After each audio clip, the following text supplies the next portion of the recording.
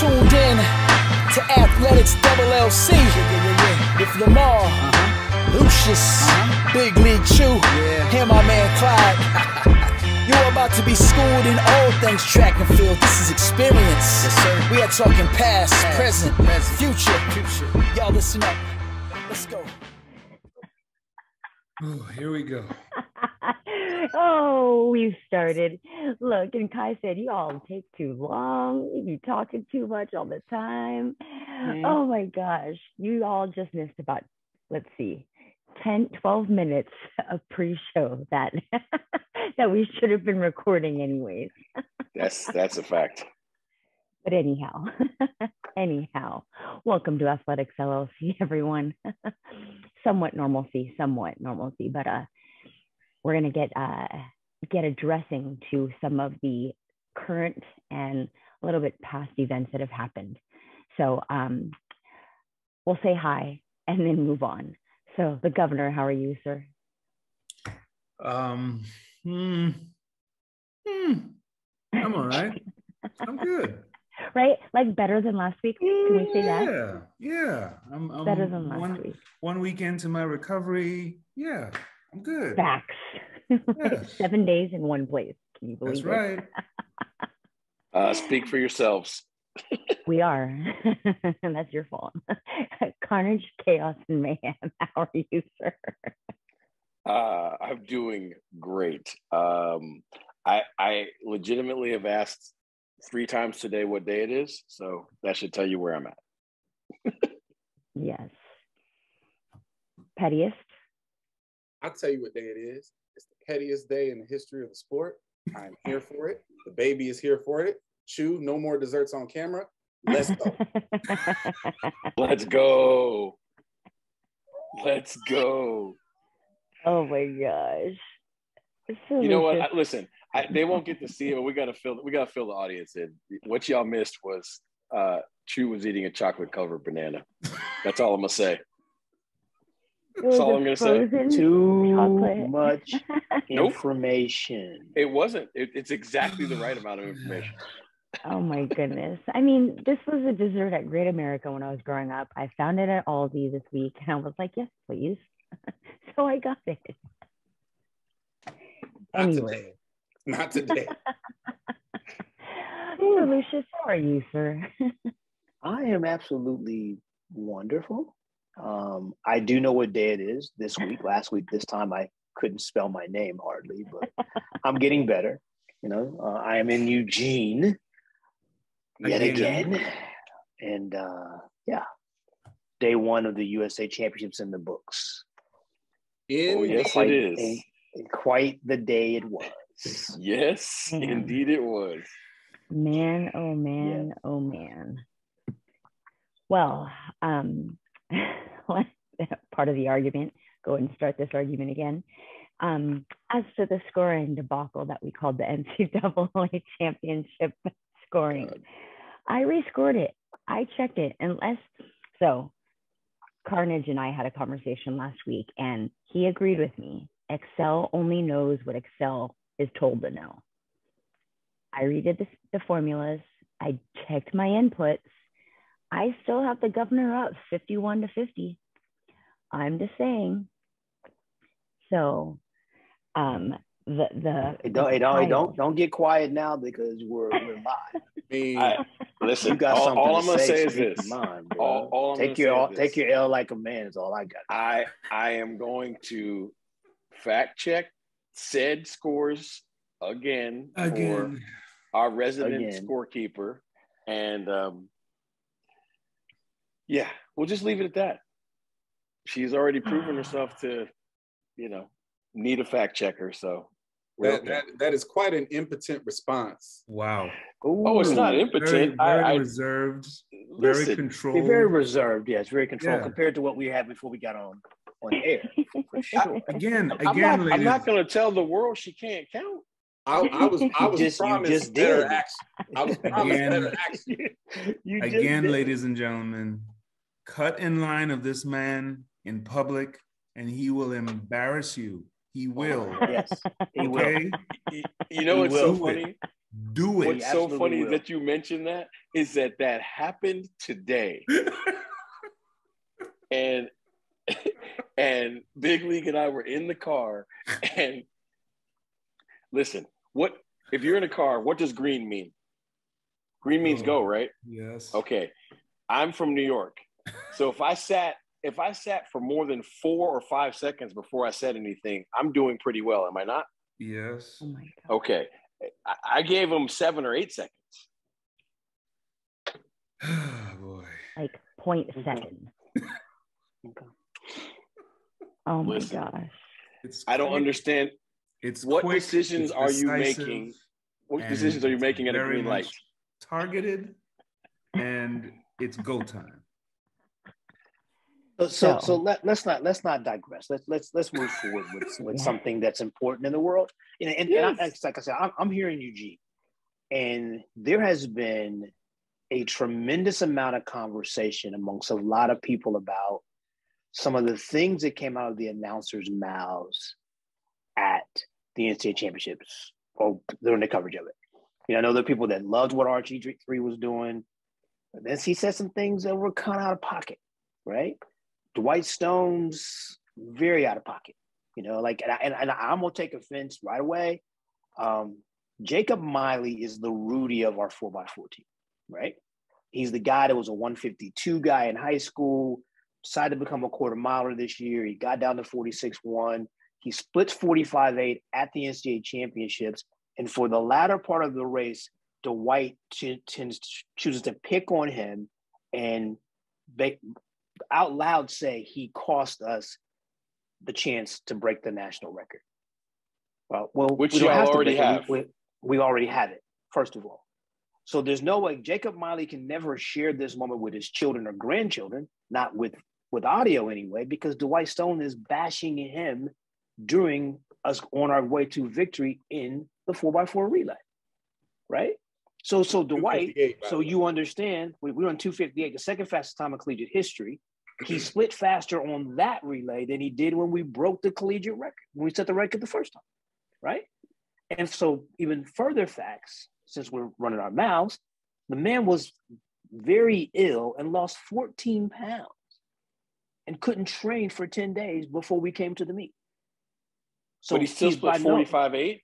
And still split 45.8 after being ill, after losing 14 pounds, not training for 10 days. So if anything, Jacob Miley's a hero here. He's nobody to be picked on. He's nobody to be made fun of. And he also, by the way, is the national champion and national record holder. So that's where I'm going to start with that foolishness that went on there. I mean, for the audience, I've never seen somebody run 45.8 and get called like, Yeah, the only reason the race is close is because Jacob Miley dropped the 45.8. I mean, Jacob Miley may have cost them a chance to break the national record. Well, we hold the record already. And, and also, since we're calling out, Dwight, you were the one that decided we were trying to break the national record. There was no point in time that anybody from University of Florida said, let's go out and break the national record tonight. And me being the guy that stirs that damn drink, I can tell you that wasn't our goal. The goal was to shut people up like him, who said we only broke the damn record because we were chasing a professional team. Which I thought was in the country. What I thought was most interesting about that, right? And again, you have to know backstory stuff to get all of the context of the thing said. On camera, Champion Allison said, that record wasn't no fluke. And I was like, damn, they really felt that. Like, people were really running around saying that, like, they only broke. Oh, okay, listen, I don't care if you're chasing the Roadrunner. 258 is 258. Right? I mean, last I checked. Last I checked, 258 is 258. Okay, hey, so while I'm ranting, let me now move over to Mr. R. Robert Griffin III, who I have always been a big fan of as an athlete, right? And being an athlete and being in the sports that he played, I think he of all people would be sensitive to being disrespectful to folks.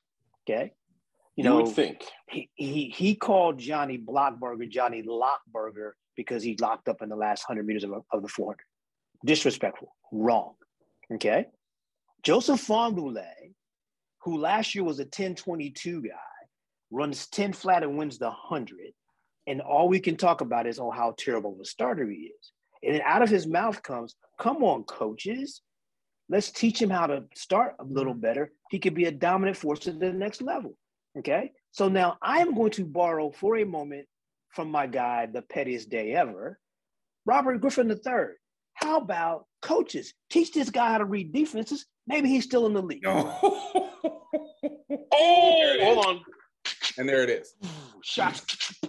Fire. Now, see, you get my point now? This is wrong. I understand. The man is the national champion. He's the best guy in the meet. And all you're going to do is be negative. And don't throw shots at me, because I could teach the start. Hey. And maybe if you'd come to Florida and I went to Baylor, you might have stayed in track and field long. Ow. Just we throwing shots. I want everybody to understand what's going on. I'm sorry. I'm just being No. He's like, let me just take this drink real quick. Stay in your ladies and gentlemen, the bear has been poked. Listen, the bear has been poked. Let's go. Is everybody ready? Hold on. Let me hold on. I will be a meme next week. I promise you that. You're gonna be two. You're gonna be two memes for sure. I'm ready. I told you I was here for all of this. I told you I'm here for all of it. So have we just seen the track and field equivalent to the Mike Gundy moment? Have we just witnessed? No. Absolutely. I'm a grown man. You could come at me. Leave my kids alone. Exactly. Yes. Exactly. Governor, this is what you're seeing. To be clear, I'm a grown ass man. Okay. Everyone is literally jumping in their chairs. Wait a minute. This is what y'all have to understand what you're seeing right now. Y'all, listen, last week we talked about this topic. Everybody was largely complimentary except me. I had these notes. The difference is Sir Lucious got to go home and watch it. Mm-hmm. And it's a different experience when you get to hear it yourself. Yes. And now you see the person who was being discussed having his reaction. Mine was tempered because it wasn't talking about me. Okay? See, it wasn't talking about me. To me, it's simple. Okay? Now, having done broadcasts and been given the opportunity to do broadcasts over the years, I had to learn on the fly. Like, I learned really, really quickly. For instance, if there's a blanket finish, do not call out the winner because you don't know. Just wait. You're up in the booth. You can't tell the separation of millimeters or whatever. Don't wait for them to call the winner. So that was one of the things I had to learn, and my colleague sitting next to me was like, what if you're wrong? Kind of without even saying anything, right? But please, if Mr. RG3 had done his homework and had watched Mr. Fambelet run and had watched what he'd done at SECs and whatever, he would have known. This is how this young man runs, and this is how this young man wins. Nobody says that you have to be, look, have we ever, how many people said this about Carl Lewis? Okay. Thank you. How many people have watched Carl Lewis be the 5th or 6th kid out of the blocks? And then here he comes, 70, 80, 90 winner, right? Right. This is no different. Okay. So and thank you, Corey. Thank you, Governor. I'm sorry. Thank you. it's if you are going to commentate and you're going to throw your 2 cents in and you're going to have these things to say, make sure it's an educated comment, right? You cannot just have the track and field world that knows Mr. Fambelet, and then you come along on top of it and say, oh, please, someone needs to fix this. No. Okay. And let me say this. Go ahead. Let me say this, and I'm sorry, I am wired tonight. I was really tired last week, as most of you know. I was exhausted. And the mistake I made was to go back and watch the tape. And because it's Prettiest Day Ever's fault, because he said, y'all need to go watch the tape. Y'all go watch the tape, right? So let me say this. When it comes to the 100 meters, let's our job has always been to educate folks, right? So let's educate Dwight, educate RG3, and educate Dan and Laura and whoever else is in the thing. The two most overrated and overused statements when it comes to the start are reaction time and drive phase, right? Because people really don't know what either one of those are. Reaction time is a joke. The people are like, well, if he'd have reacted this much faster, he'd have ran this fast. No, it's not true, right? And the whole drive phase thing, unless you're John Smith and Trevor Graham, you don't know what the hell drive phase is. Okay? Because does Elaine Thompson do a drive phase? And not based on what John and those guys did. Nope. Ronnie Baker, Coleman. Did you see anybody doing a drive phase today on the men's? Fred Curley ain't doing no damn drive phase. Right? Hey. Okay. No. So the whole point of the start is to set the body in the proper motions to set up the proper acceleration pattern to be at your top end between 30 and 60, and then maintain that from 60 to 100. That's the start. The start is not who reacts first. The start is not the first person at 10 meters. Okay? So if you want to understand the start, talk to somebody who knows something about the start, because clearly nobody in the booth has a clue. Yeah. Okay? And it wasn't like he nipped them at the tape. He won the race by almost a full 10th of a second. Yeah, he took that whole field apart. And like that, I think that's the part of it. Look, I'm going to say this. I hope that somebody shows this to RG3 and that he humbles himself for 30 seconds and hears what I'm about to say. I don't want us to throw the baby out with the bathwater. I think he was phenomenal overall, and I think he will be a great asset to our sport because of his reach, right? Because to say that a Canadian athlete was running through the six with his woes was phenomenal. to recount for somebody the lethal kick, like what in the Fambale is going on, like I'm good with all those, right? But this is the thing you got to understand if you're going to be on television. All they're ever going to do is find the mistakes. So if you're going to do enough research to be positively cute in those areas, you can't talk about someone start who smashes everybody and runs for a guy that's coached a whole bunch of guys that have run under 10. And you can't call the one white sprinter in the final the Eminem of track and field. Like you just can't, you can't do those two things. No. Right? No. And so at the end of the day, it's like, listen, bro, I want you on our shows. I am the EP of this show. You are for sure invited to be on this show. But understand, you lose me as a fan if you don't grow from this experience. Because I love what he brought. It was something different, right? Like, we appreciate Otto for his greatness, Intellect, his ability to teach common folk what's really going on. I want to say this, and then we have to let Clyde talk because he's about to jump through the screen. Right? He is. I'm sorry, sir.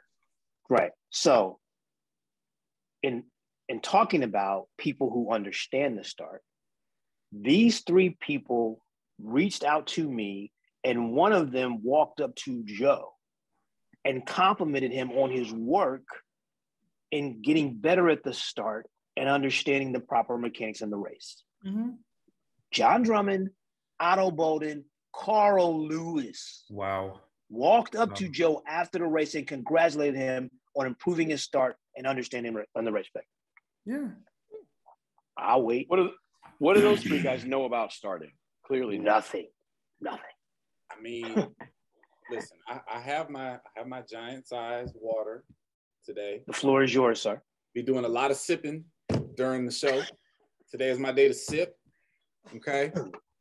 Listen, if we're gonna criticize people's starts from the NCAA 100 meters, I mean, Michael Williams had a bad day, and that's supposed to be his thing.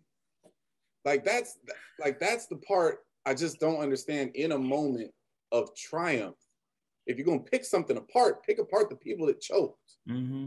Don't pick apart the dude who just won. That doesn't make any sense to me. No. But like I said it last week, I'll say it again. Dude's a little corny anyway. And so sometimes corny people they try real hard to make jokes, and that's cool. Sometimes the jokes land, sometimes they bomb. But when they bombed, it was disrespectful bombing. And that it was the loose moments, the non-scripted moments that came out as the disrespectful. And that's where I'm like, okay, so are you gesturing, or is that really what you think? Because if you're gesturing, then you're performing, and disrespectful performance shouldn't be in the booth. If you just don't know, then you gotta learn some things. Like But hey, I'm so happy that I inspired the GOAT to go home on his days off, on his well-earned downtime, and watch the tape, because this is what I was hoping to get last week, but I knew he hadn't seen it. So and I was so tired last week, man. I could hardly see straight. I can't wait till Friday night when my phone starts after they see this episode. You are forgiven, sir. If anybody earned the right to be tired last week, it was you. I mean, welcome back. Thank you. We are here for it. Now, Big League. Is it Carnage in Eugene time? It is. It is. It is. Okay. Wait, hold on. Time out. Oh, yes, time ma'am. out. Yes, ma'am. Before we even recorded today, right? I get a handful, I'm going to call it nice, a handful of messages. Have you guys recorded this week? I said, no, we have not. This is multiple messages. Please go over Eugene day one. And I said, okay, I'll make sure this happens. I kid you not. Multiple messages about we have to do day one. No, so that's the beauty of the accident that is this show from time to time, right? Like, we don't ever record necessarily on the same day. It's very, get it in where we can. And it just so happened that the stars have aligned and the universe has consented that we are shooting the show on the pettiest day ever. And I am here for it. I'm here for carnage, chaos, and mayhem. I am here for it. Okay, so let me throw the first alley-oop of the night. Sha'Carri Richardson. Okay, wait, because that alley-oop was thrown to Clyde, and I want him to dunk it. Yes. I want to set this up for our audience, because not everybody has watched from year one. In year one, we had Alan Johnson on the show, and Alan Johnson said absolutely perfectly. So I'm not even going to try to pontificate. I'm just going to steal from him. The problem in our sport is there's a great number of people who are running for contracts, not careers. Mm-hmm. With that context, let's continue. Alley-oop thrown, Clyde, do your thing. Listen, I want to be clear from my point of view, because I get misconstrued. I do not root against people per se. You just root for chaos. I root for self-fulfilling prophecies to come into the light. Because here's the thing. I predicted this train wreck 3 years ago. And everybody told me I'm mean, I'm being a hater, I'm against the Black woman. Just all this madness. And I'm like, how do you not see what's going on here? The girl ran fast one time. It was spectacular. It was an NCAA record. It was one of the records that a lot of people didn't think would ever. Hasn't she run fast a couple times since then in the 100? She's run. Hold on. I'm gonna get there. Okay. I'm sorry. She ran fast one time. And it was a record that a lot of people didn't think was going to get touched. We have a few of those in the NCAA, although Sir Lucious is doing his best to cripple all the rest of them. Okay? And in that moment, everybody in the stadium, including me, said, well, write the check. And when you take a person who is woefully unprepared for the level that you're supposed to be at and the money that you're going to get for being at it, and you reward them for doing nothing at that level, this ultimately surfaces. Right after that, it was Prefontaine. She got lit up.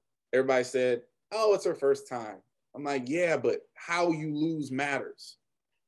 Then it was USA's 2019, the collegiate.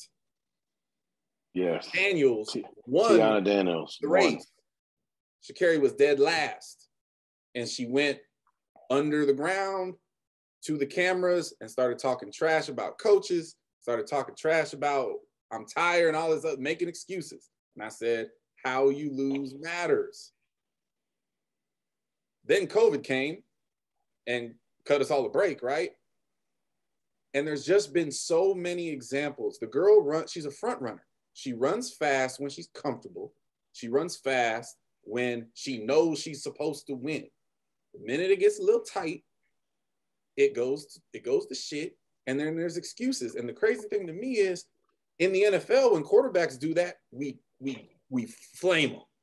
In the NBA, if players do that, we flame them. But somehow, in our community, she's supposed to get a pass. And that doesn't make any sense to me. But she's good for the sport. Is she though? Is she really? I've been saying it the whole time. She's chasing fame. She's about the clicks. She's about the likes. She's about the social media. And that may be, what's the engaging, right? That may be engaging, but it's not a net positive for our sport. There's nothing positive about an overpaid, underperforming, loudmouth, disrespectful child who can never live up to the moment. There's nothing positive that comes of that. And we have millions, and I do mean millions, because she has a huge fan base. We have millions of people writing for it like it's a thing to aspire to. It's not. If she want to be on the Real Housewives, go do that. Hell, after this, if Nike takes the money, go try out for the WWE, because that's where her platform and the way she behaves belongs. I would totally root for the Flash in the WWE featuring Sha'Carri. Chasing people around, trip them, spank, whatever. I'm rooting for that. But this here, it's not good for the sport. It's not a good look. And today was just, it's predictable. It's predictable. And if it wasn't today, it was going to be 3 weeks from now. So give it to me early. I'm here for it.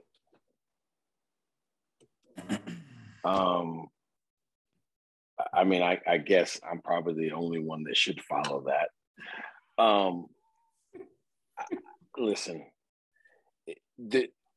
I think the only fortunate part for the aforementioned Miss Richardson is she's only one of like 30 today that met the grim reaper that is the definitive nature of the sport of track and field.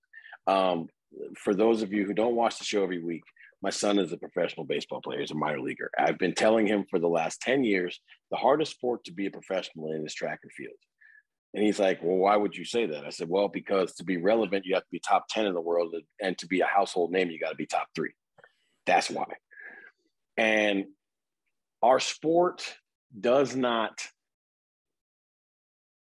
take kindly to hubris. If you are not humble in your ascension, you will get dragged by the sport of track and field because its finality is just brutal, right? Like at the end of the day, she ran 11:31 and didn't make it out of the first round of U.S. championships in a world championship year. And I'll just say this for the record.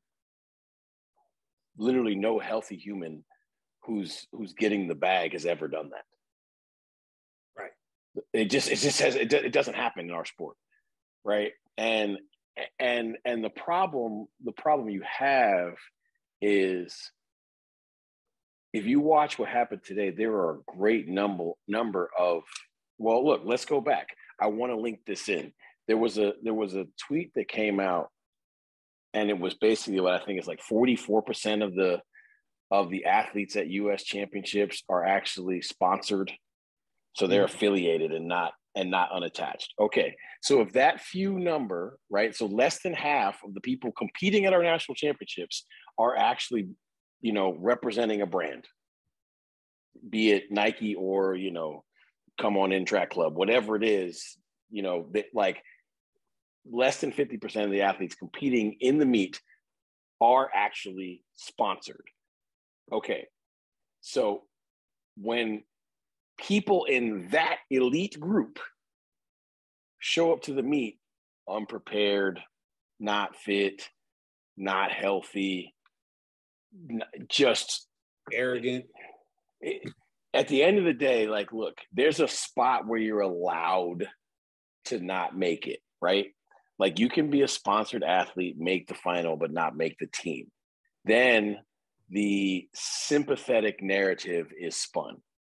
You can be a sponsored athlete and run in the semi and get dipped at the line or Randolph Ross last year, like not running through the line and not advancing, right? Like we'll accept that.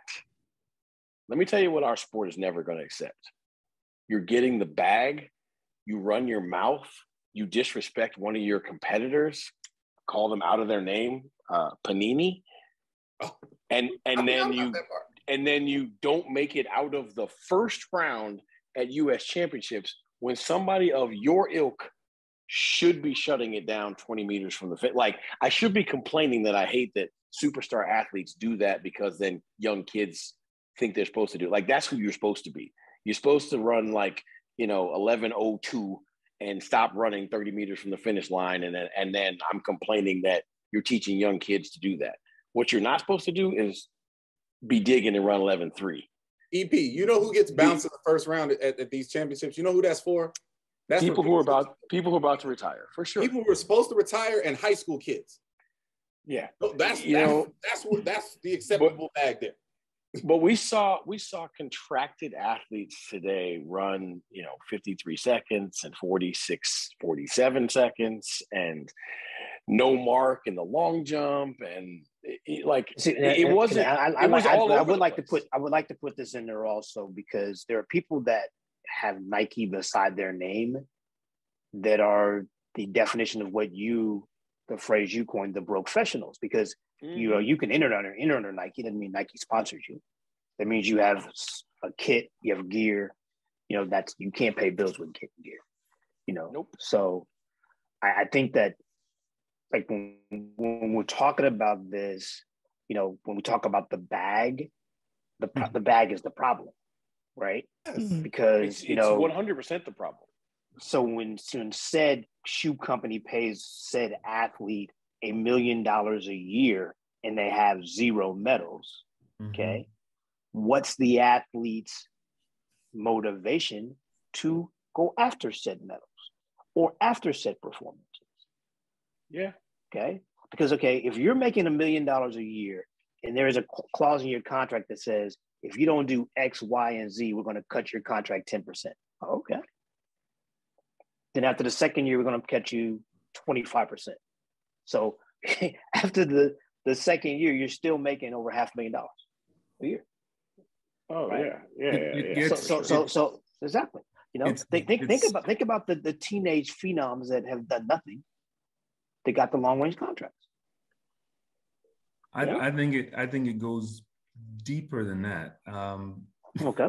I mean, let's put it this way. There's always been talk about whether or not track and field benefited from the Bolt era. And when you think about the Bolt era, what did we see? Well, we got to a point where if he ran 5 or 6 times a year, that was a lot, right? It was well known what his appearance fee was. You're having track meets that are having to literally take half their budget to give to him. And then you're watching the rest of the race and it's a whole bunch of weekend warriors and local kids and all this stuff.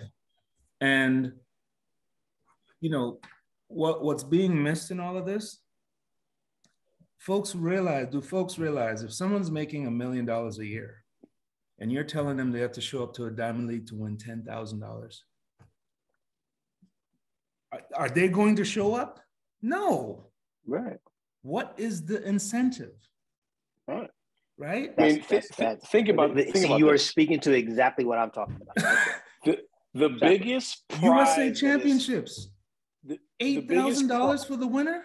The biggest prize offered in our sport is if you set a world record at a world championship, and it is $100,000. That is the largest amount of money that you can win on the spot, paid for from World Athletics. You have to do it there. And you have to do it there. So you have to be the best in the history of the sport at world championships, and that's worth $100,000. Or 10% of your contract. Or 10% of your contract, to where it's, and that's just part of the issue, right? It's just like, listen, I want everybody to understand something. We're not saying that, like, don't pay people. That's not what we're saying. But there's it not being a professional sport, and there not being there's not a bottom. You can't halfway be professional. There's not a bottom. Listen, you can be a professional track and field athlete and make $0.00. Yes. That is true. But let me be clear. I am saying don't pay. Because here's my issue. And this doesn't need to necessarily be about Sha'Carri per se. Anybody. This is not just about Carey. This is about the whole. No. It's about the whole sport, because there were a bunch of those. Big Joe Fambale just went 100, 200 national champ.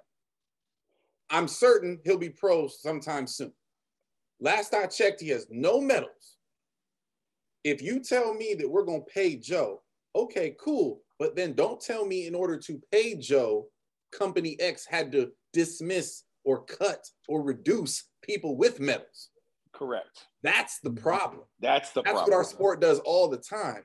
You take money and food away from the people who have proven that you can do the job, and you end those careers prematurely to bet on people that have done nothing. So I'm saying, don't pay him. That's the reason Allison Felix is sponsored by Athleta. There you go.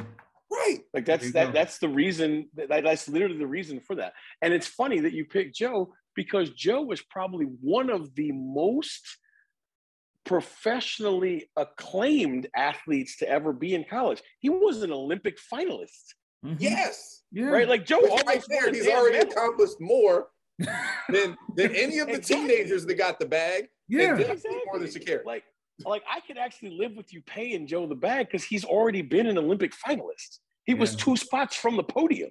Right.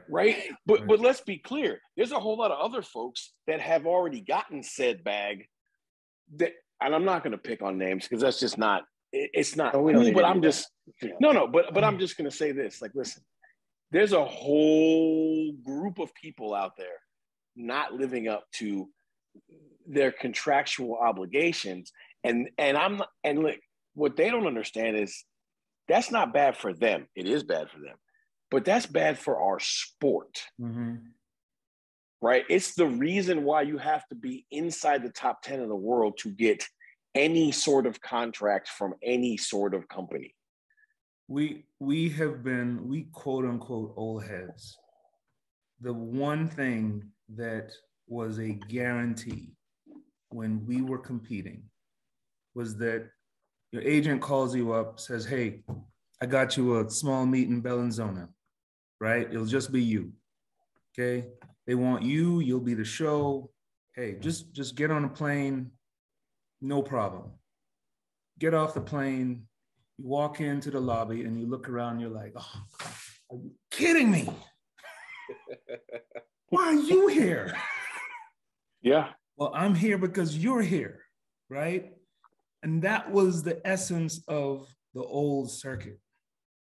I mean, I was told, like, as rule number 1, 2, 3, and 4, if you want to be ready for the world champs, you got to line up with the folks that are going to be at the world champs, right? You find out that they're going to be in Linz or wherever, go there, line up, compete with them, learn about who they are, learn about your enemy. So by the time you get to the championships, You know what they're going to do. You know what happens when it's cold. You know what happens when it's raining. You know what they're going to do. But you know what, Governor? You know what though? That doesn't exist now. Look, one of the best meets on the circuit was a sea-level meet, Zagreb. Mm-hmm. Yeah.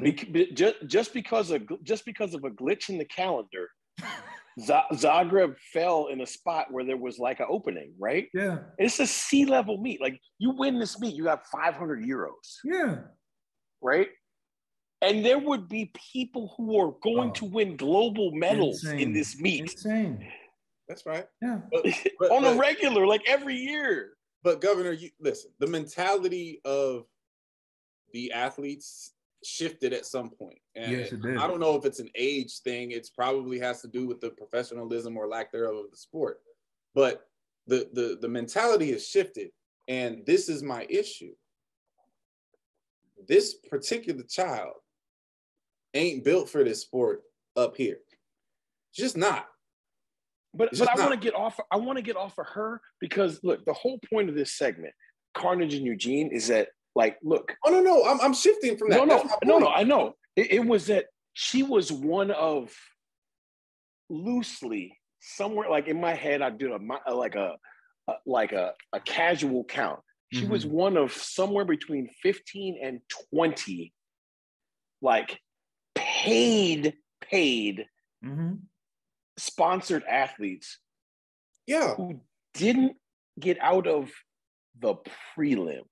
No, and that's what I'm saying. So here, okay, for a totally different reason, this is where I wanted to go, and I was talking to the governor about it because I know this is his thing. In the very recent time, who are the two most popular athletes we have? Sha'Carri and Tara Davis. Tara Davis fouled out of the long jump competition, which, by the way, was terrible today. Yeah, it was. And awful. Magically, apparently, she's going to get to go to the meet because she's one of only 3 people that even has the standard. But which is one of the biggest problems we have in this country. Yeah. There's no reason for us to only have 3 females with the standard because they don't have the issue that we have on the men's long jump, right? Like women, we're not losing women's long jumpers to the WNBA. No. Okay. All right, so let the old guy interject something here real quick, okay? You know the problem with the long jump on the men's side, and probably with the women's side as well, it's still the bag, right? Because you can't make a living in the long jump anymore. No, you can't. No. I see you guys could go to meets. There was a ton of meets you can go and grind. Yes. You might have smaller contracts and you hit your bonuses. You can make a very good living. Yes. You can't do that anymore. So nobody wants to do it anymore. And I gotta believe, okay, look at the women's long jump today. Like 4 collegians make the final. Yeah. Right. Yeah. I mean, I love the fact that she did. Anna Hall made the final. Right? Listen, Anna Hall out there. And just for the record, exactly. My first question was exactly what it was. My first question was like, why the hell is Anna Hall's practice happening at USA? Exactly. Bro, Anna Hall's out there long jumping. She in a damn hurdle race. She's doing all kind of stuff.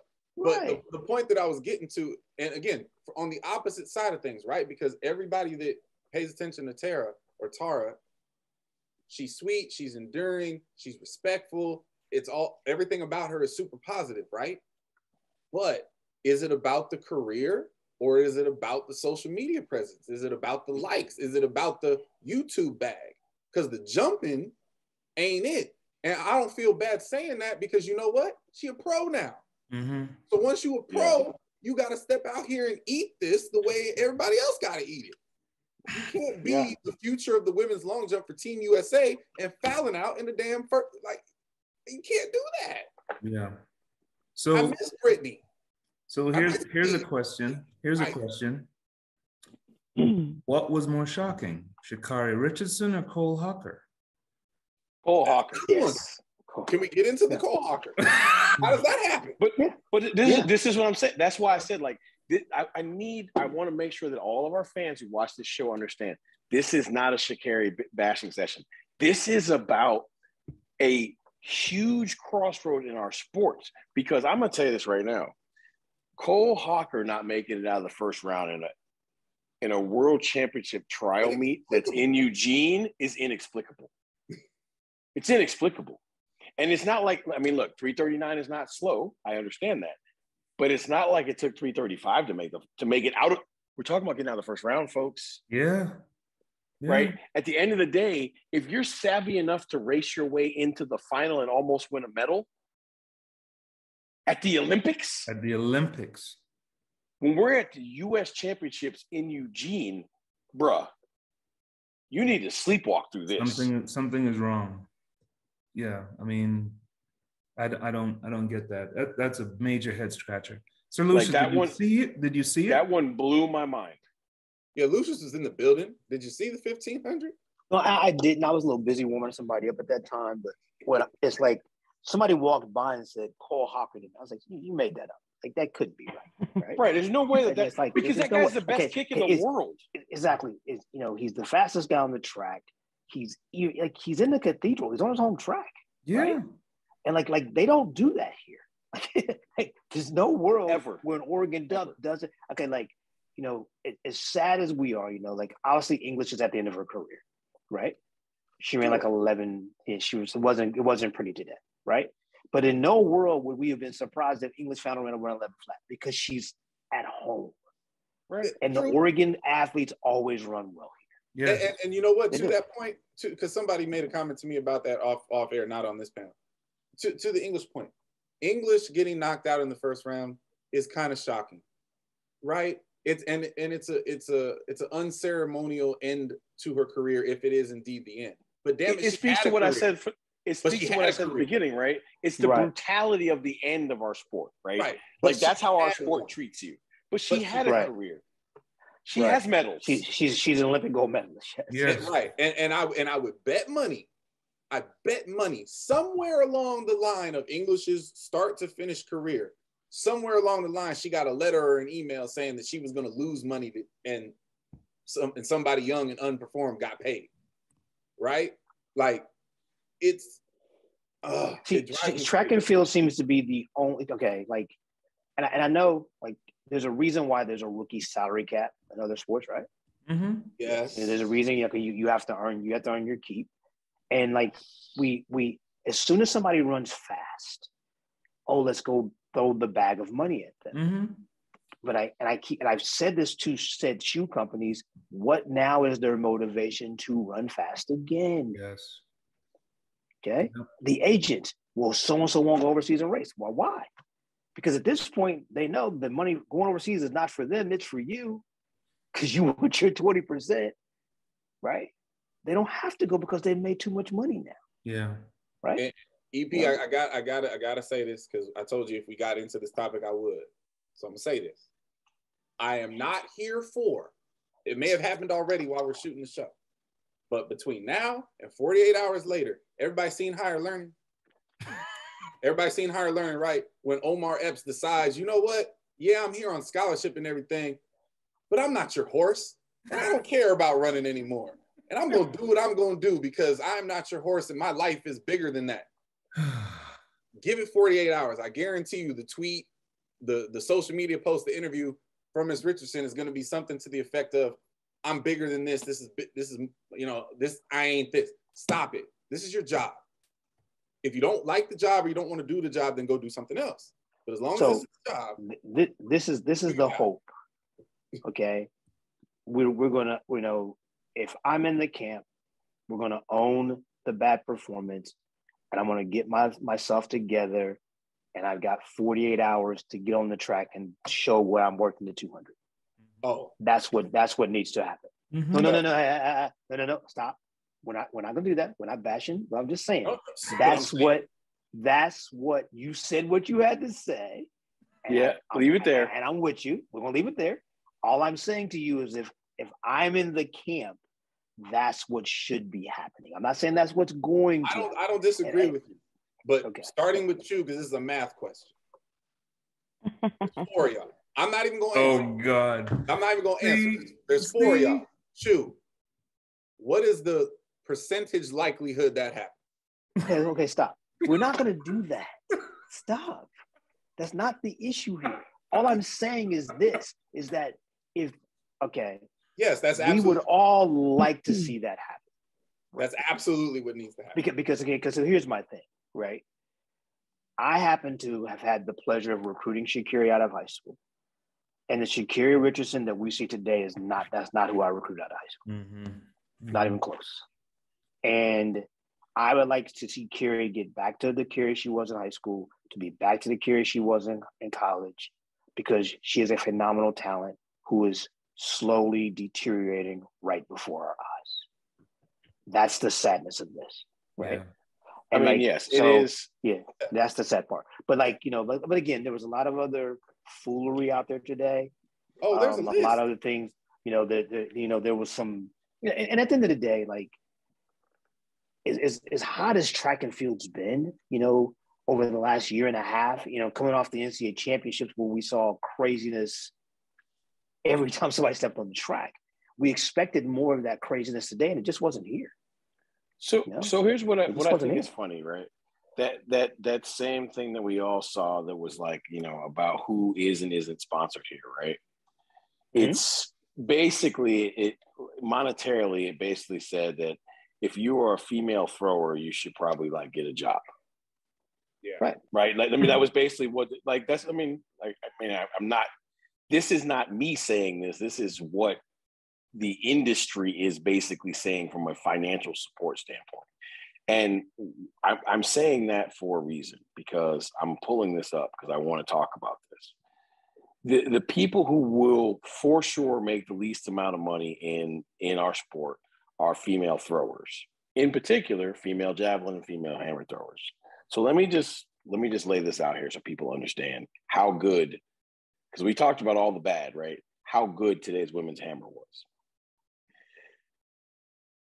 7th place was Gwendolyn Berry, 70 meters 94. That's crazy. That is crazy. Alyssa Wilson, NCAA runner-up, 71-73. Former collegiate record holder Maggie Ewan was 5th at 72-70. I don't want to mess this up. Deanna Price has won a global championship. Was it Olympics or Worlds? It was one of those two. Yes. Yeah, she was 4th at 73.07. Did not make the team because I'm going to try this. Ooh, hold on. Annette Echikunwoke. Annette. Unattached.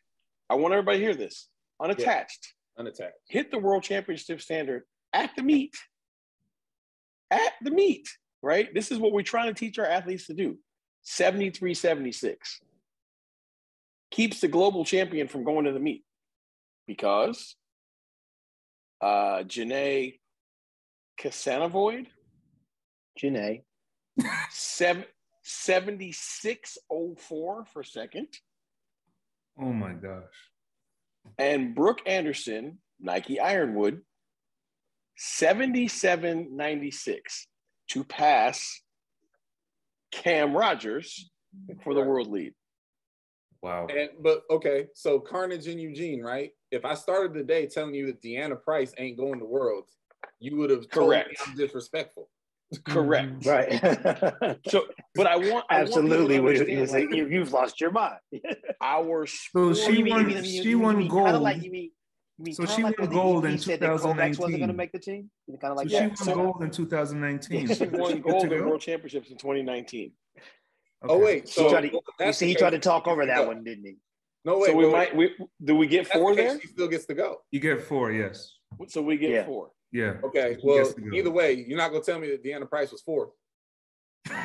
Exactly. Like she got 4th at US. She got 4th, yes. Right. And I just want people to understand, like, the people I just named, they're not competing for the bag because there's no bag for women's hammer. Yep. Right. Like you know what there is? There's a job. And can I adding to the Carnage in Eugene, I got a question for our women's 400 meter crew. How the hell y'all let Allison Felix win a heat running 52-30? 52-30. Y'all just absolute. Okay, so clearly I'm in the stadium for this one, right? I mean, see, but this just speaks to who Allison is and who Allison knows she is, right? So Allison gets out like the first 120, and it's pretty hot, and then she just slows down, and everybody's afraid to go by her. But right? that's my point. And I'm sitting there going, y'all do realize you're sitting and kicking with the best sitting kick ever, right? I mean, you're not out kicking Allison Felix, right? But I'm cool with that. Like that, see, that's Sir Lucious being his brilliant, technical-minded, race-savvy self. Damn all that. It's Heat 7. I already know what everybody else ran. How you gonna be out there scared of Allison? Just go try to beat her. There was only she was in the first heat, sir. Stop it. I'm sorry. It says 7 here. Oh, that's the lane. No. Yeah. Lane 7, heat 1. Okay, so Allison was 25-1 at bro, that's what I'm talking about. It's a high school race. 25-1 at 200. It's a high school race. Yeah. 25-1. Like, how y'all just gonna listen? And I'm a fan. I love Allison. And Kennedy Simon, who's a lane behind her, is kind of like, I don't know, that's Allison. I can't go past her. So now she's 24-9, and it's like, well, I'm done. You know who was the master at this? What did Kennedy Simon run at NCAA? 50 points. 50 points. 50 points. Right. 50.6. You ain't know you was running 2 seconds slower. Right. You ain't know that. Y'all let Allison do that to y'all. Clyde, now you know that doesn't matter. You're talking about the GOAT, right? Oh. And we've seen this play out before. I mean, yes. I can tell you from personal experience. Do we remember what Carl used to do on the 4x1? How he would like kind of go, and it was like a real slow, like it was like he'd take his time as he's coming out of the zone. And anyone else that had any inkling, oh yeah, I'm gonna get him today. Now you're gone, full bore. And he is literally just gauging the incoming guy. I'm a victim, right? But these are things that you cannot fault the young lady for that. I'm faulting everybody. Fault her for taking the peek outside and going, that's Allison Felix. I'm going to tag along. Governor. I'm going to just tag along. Governor, listen. Because this happened forever in the women's hurdles as well. Okay? Yes. We love Allison. Yes. We love Dawn. Yes. Okay? We love these people, earn their stripes, legends. Yeah. If you're going to do all this work and go to USA's and line up next to them, you can't give them the lane. Hey. You can't just let them have it. Hey, we can preach all we want. That young lady said on the app, if you click the people's names and if you click Allison's names on the app, all these accolades come up. You ain't racing the accolades. You can't go out in 25-1 and y'all let her do it. Hey man. Yeah, she was chilling. We can speak in retrospect now. So the only future we have in the women's 400 is Talitha Diggs. That's it. That's all we got. I mean. That's all we got. That's not true. By the way, she's not the only one by any means, but I tell you this one. Talitha Diggs would definitely have not let Allison Felix win that heat in 52 seconds. Thank you. Talitha would have ran by her, pat her on the butt like, hey, I'll meet you at the finish line. I'm going to need you to roll. Or you can race that governor. I watched Talitha's post-race interview. I'm telling you, that young lady has it. She has it. Like, there's no doubt in my mind. Oh my gosh, she's exciting. She's really exciting. You know what's funny? She sounds like someone who's come from a family of Olympians. My stars. Surprising, right? Yeah. Right? Yeah. Pedigree matters? No chance. No chance. But wait a minute. She is definitely wise beyond her years. She is. Mm-hmm. Oh, listen, she's cold. We love her. And one of the best poses, NCAA. Oh, yes. Leave it like this. Loved it. Get that on a poster, put it up somewhere. Listen, but she needs to buy hashtag Talitha. Talitha. But wait a minute. What's our Carnage in Eugene, right? Okay. Oh, here we go.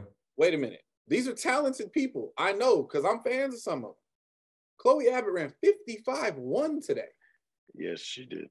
Quinera Hayes ran 54-13 and is out. Yes, the defending champion. I didn't even see. Defending champion ran 54 seconds in round champion. 1. Shamika Wembley ran 53-0 is out. Yes. Jessica Beard, Lover, 52-7 out. Yes. Courtney Okolo, 52-37 out. Like it's a graveyard. I mean, it's literally like, that's what I'm saying, is it's like, there's a lot of contractual obligations that you just mentioned. They're done. Go ahead, Chu. What I was going to say was, we alluded to this pre-Olympics last year and just how it was going to be able, or how the athletes were going to be able to manage Olympics, Worlds, and the next into 26, right? So now we see some of these repercussions of contractual obligations, desire obligations to make the money to run the races to try to get there. And then some just being naive and saying, I'm good enough, I'm young enough to run, and realize like, hey, this does take a toll. To go back to what you were just saying about that Heat 1 would have made it out of Big 12's prelims. Mm-hmm. No. Mm-hmm. I mean, they didn't run. No, it was crazy. But I mean, I'm not done. This is, no, I know you're not. And that's the crazy part. But like, how much does this go back to management? Well, by the coach, by the manager, by the agents, and then by the athletes, like self-recognition. I mean, listen, the men, I'm sorry, these are people I expect to be running past Heat 1, round 1. Round 1. Nathan Stroller, 46.82. Yeah. Trevor Stewart, 46.74 is out. So if you haven't seen that one hurt to watch. I'm just gonna say this. Listen, his 40. But his 46. Oh, I didn't realize Will didn't make it. My God. Yeah, neither one of them looked like they were ever engaged in the fight. Like Trevor Stewart, like I felt awful because we've all seen him run, and I think soldier is the appropriate word. And he just didn't look like that at all.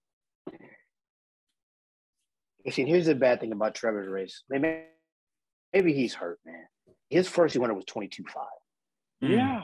And that's so untrue. It looked like it. So untrue. It looked like it. Yeah, he was way back. Look at running for survival, probably like 45 meters in. Okay, so I have a question. I have a question about that. And it's a legitimate question because I don't even know where I stand on it. Given the nature of the professional / unprofessional sport that we have, right? Trevor Stewart is signed to Puma. If he's hurt, is it wise for him to step out there and put up that performance next to his name? Or should he have taken the Michael Cherry route and just not ran at all? See, we had this conversation. You see, but Michael has a wild card. Right. There you go. So Michael got a medical. Get out there and do anything. Exactly. But Trevor probably contractually needs to get out there and do it. Yeah. There's your difference right there. So did Michael won the Diamond League last year? Yeah. Mm-hmm. So he gets the so both he and Delilah they had to put in a medical waiver, and they both got the medical waiver, so they will both compete at World Championships to do what they do. But both smart decisions, right? Like I ain't finna get out here and do something. Yeah. No question. I just, man. The way I see it, I think there is a massive change of the guard coming in the women's 400. It is here. I think it's here. It's here. And the question is, are we going to be depending on the kids that are just coming out of college, the ones that are a year out of college? Because it looks to me like, it is a blanket group of young women that are going to be called upon to be the best, to be the representatives for the United States. And that does not bode well. Right. For the foreseeable future. It's going to be in a minute. Yeah. Sure. I'm just going to say this right now. if you look at the group of people advanced to the semifinals of the men's 400, your first thought is, for the first time in a really long time, the U.S. team in the 4x4 might not just line up and just crush everybody. Now, we'll probably win. I'm not stupid, right? Mm-hmm. We'll probably win. But you look at it and you're just like, who in that group has experience? Well, and Michael Norman. This is why we shouldn't go 1, 2, 3, 4 and let him run.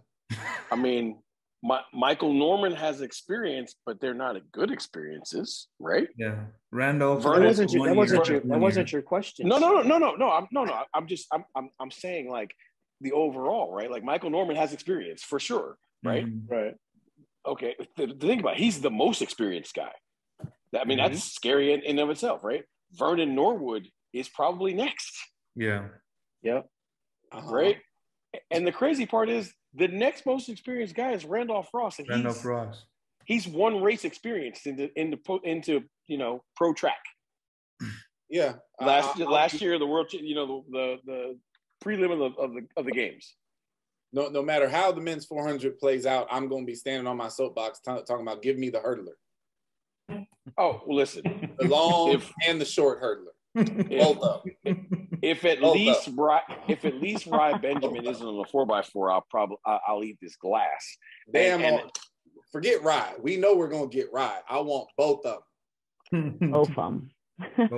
I mean, both with an F or both with a TS? Both of them. Both with an F, just like fifth. 1, 2, 3, 4, fifth. Both of them. Oh my God. I mean, look, here's what's funny, right? Look, I'm not suggesting this, but I mean, let's be clear. Arion Knighton was on a 258 4x4. Mm-hmm. Yes, and he jogged. I'm just 257. Don't short us. You are correct, sir. You're right. I'm sorry. Oh, don't go twice in one night. Exactly. Yeah. Arion Knighton was out there pacemaking Jacob Miley. Right. He was literally jogging away saying, "Hey, 257 4x4. We're gonna run a sit and kick 400. Are you with me? Are you with me on this? All right. Yep. So I'm gonna. And let me tell you something. Jacob Miley made the same decision anybody with any brains would do. I am not running past this dude because he's going to embarrass me to the point where my children won't talk to me. Oh, so yeah, no, I would have look. Arion Knighton could have split 50 point, and I would have split 50.1 right behind him. Like, well, you know what? Now we understand the Allison Felix experience. No. I'm glad you said that. I just looked something up. Thankfully, in the semifinals of the women's 400, Kennedy Simon gets a chance at redemption because she's in lane 5. Allison is in lane 6. And I ain't got to worry because Talitha's in lane 7. Oh, no way in hell that Talitha's going to let Allison go out in 25 and some change and lead the damn race. Yeah, that's not going to happen. I want Allison to make the team. I'm rooting for Allison to make the team. But she makes the team going out in 25. All y'all need your asses whooped. You can't let that happen. Going to catch a sandal. A slide coming out. Oh, man. Like, there's just some events where it's just like, I mean, what are we doing? Like, this is professional track and field, folks. I need more than 3 female long jumpers to have the standard. Damn it. I mean, I need you all to channel your inner female hammer throwers and just go to the well. Give me all that you have.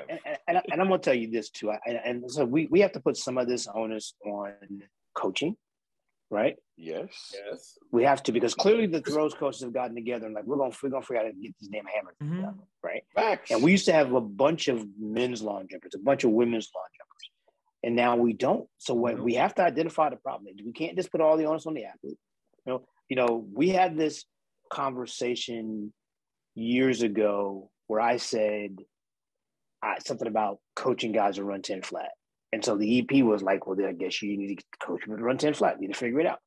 So if we don't have people that are at the standard or better than the standard, then as coaches, as a coaching body, we got to figure out what the problem is because the talent is clearly there.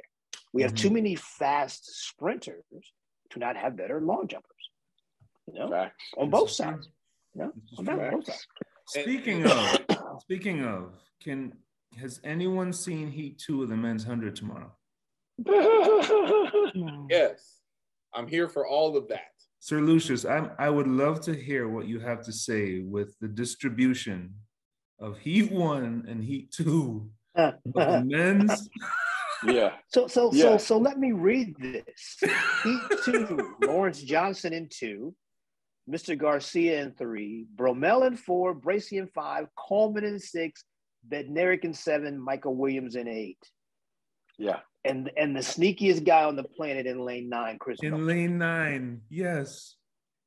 Okay. Now, I have a question about the men's 100.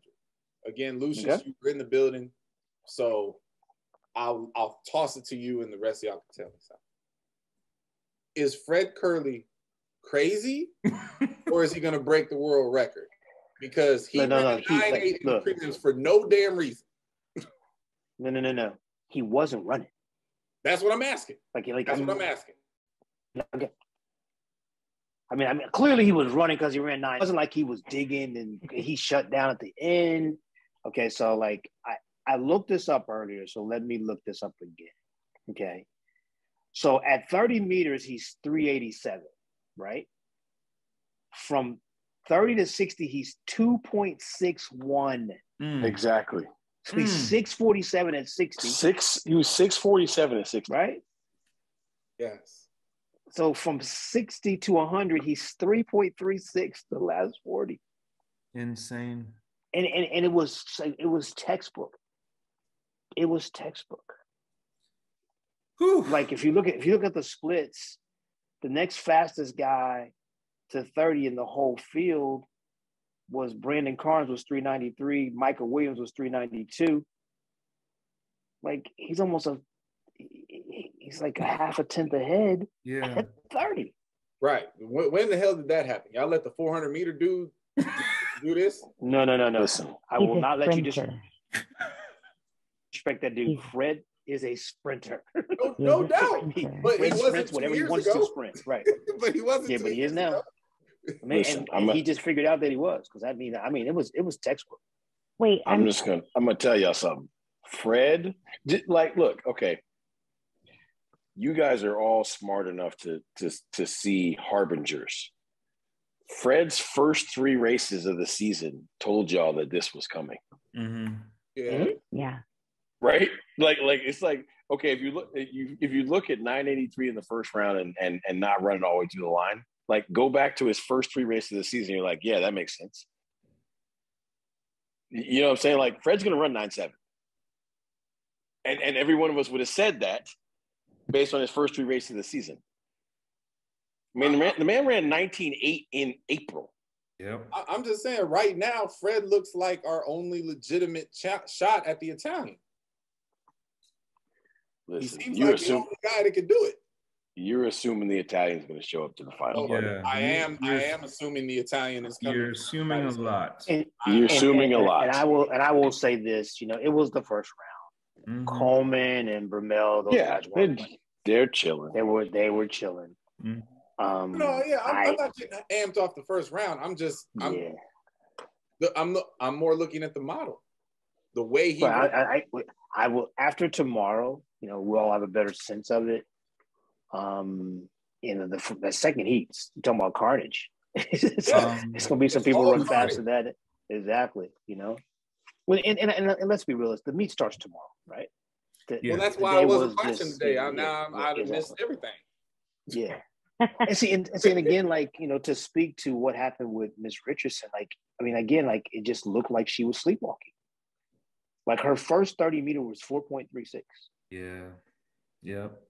It's just, I don't know. That's not even trying. No, exactly. Excuse my ignorance. There's a name that I didn't recognize in there. I can't remember. It started with a C. There's a few names in there you ain't gonna recognize. But no, in the women's 100? In the men's one. She's talking about Cravon. It's not Gillespie. There's another. It's definitely not Gillespie. He's on. No, but there's a Cravon Charleston. Cravon there Charleston. You go. That's yeah. From NC State, Alan Johnson. Alan Johnson. Got it. Okay. Alan Johnson. The new now man at North Carolina A&T. I was gonna say the new head coach at A&T. Listen, the Carnage in Eugene doesn't just extend to the track. We got Carnage in Eugene off the track. Wow. I mean, like the biggest news of the day by far. Yes. You know, I mean, Robert Johnson getting let go. Look, if you delve into Robert's career, Robert has a lot of national championships. He's got a lot of rings hanging around in his house. Exactly. Right. And, you know, there's been a lot of rumors about this for the last probably year and a half or so. And for the big announcement to come out today that it actually happened is like, it's just, man, shocking. Absolutely shocking. I'll say contract not renewed. Yeah. Right. So I want to say this really quick. Just under, like in our sport, we got a guy with 14 rings who has his contract not renewed, and we have a lady who won 2 trophies this year, who didn't have her contract renewed either. Ouch. All true. No, I'm just saying, like our sport is wild. Like all of a sudden, unforgiving. All of a sudden we're hiring and firing football track coaches, right? Because that's if you look at that, like that sounds like football coaches that get fired for these things. Well, because when you think about the big picture here, right? Okay, in no world does anybody see Tennessee being 3rd indoors and outdoors, and there's a change in anybody on the staff. Yes, no one on that staff will be on that campus next year. That is a fact. One. That's crazy. So they're 3rd indoors and out. To the football analogy, if you're gonna fire us like football coaches, at least pay us like that in advance, because then no one's gonna care if they get fired. But, I'm in. You know what I mean? Yeah, I'd be in. Here's the thing, and I'll say this, and I think Sir Lucious would know it's appropriate for me to say this. No matter what your opinion of Robert Johnson, the person or the career is, here is a fact. Until he sat in that chair and changed the model, Oregon didn't win nothing. On the women's side, that is 100% correct. Mm-hmm. So whatever the succession plan is, whoever the decision makers at Oregon are, if you go, it's only, we all know it's only going to go one of two ways. Either the powers that be are going to decide we want to go back to distance purity Mecca, or we are going to learn from the model that's been run and just get somebody else to run it, right? I don't understand why you would want to go back to distance only Mecca. It wasn't that. There's only one answer to that question. Okay? The bottom line is this. The lineage, the heritage, the legend, the feel-good aspect of Oregon is steeped in distance. Yeah, but doesn't winning feel good? Hey, let me ask you this question. Let me ask you this question. Who's a bigger deal in Eugene, Oregon? Steve Prefontaine or Ashton Eaton? Well, clearly it's Prefontaine. So you understand now. There you go. I mean, right? we get, but that's not. But it's listen. Look, there's your answer, right? You got a guy who was. I mean, it's funny. It's fifth. He was fifth. Okay. He was fifth in the Olympics. I will say versus this. a guy with 2 Olympic championships. There are 3 things that people need to let go, right? Elvis, Tupac, and Prefontaine. Shut up. They're gone. They're gone. Now Not see, coming back. Now, Sir Lucious, I know you was at the meet preparing athletes. Listen, wait a minute. No. I know you were at the meet today preparing athletes for them to do what they do, and that you did a great job. The FBI is raiding Trump's people. If the Oregon authorities show up at your hotel and escort you out of the city tonight, you were warned. Wow. You were warned. You stop it. You can't say things like that while sitting in Eugene. So here's the thing. True. And they won't let them go. And I mean, that's obvious. I'm just saying. Here's what's interesting about what we're talking about right now. We're literally talking about 2 universities that the glory days of those universities had a very specific twang. Look, they had a very, very specific look. They had a very, very specific look. And to say that those folks that are still pining for the old days of Tennessee and the old days of Oregon, if you are thinking that those folks have gone away, you're sadly mistaken. And if you don't think, and let's talk about petty, okay? This is Clyde, okay? Do you think for 1 second that Washington going into nationals and winning the 1500? Oh my God! Okay? Yes. That is the Clydeest thing Yes. to ever happen. You go into the cathedral. Two former distance coaches at Oregon go to Washington. It's a live look in at the Oregon alumni. 1500? Come on, man. Not only did extremely you could have heard the air. Three guys in the final. Air being sucked out of that building. I mean, it was amazing. Okay, all right. So so since we're stirring the pot a little bit, and I've been on one, so let me just stay on one. Okay, so there's a little bit of a thought here that part of the issue with the Tennessee situation is that the new people in charge didn't like the fact that there was a woman in charge of the program. Facts. Well, and if that's the truth, that's sad. Yeah, that's very sad because she did a good job. Remember, you're third in the country. Yeah, you're third in the country. Right? Indoor and outdoor. Indoor and out. You know what? That's a solid point. So I'm almost going to repeat what I said a second ago. When Beth Alford Sullivan arrived at Tennessee, she made some extremely controversial and what I would call disrespectful decisions. Mm-hmm. And it scorned and burned a lot of bridges, right? For her to have that start and get to the point where we're getting trophies, she did do a good job. Yeah. So it's like that she's out.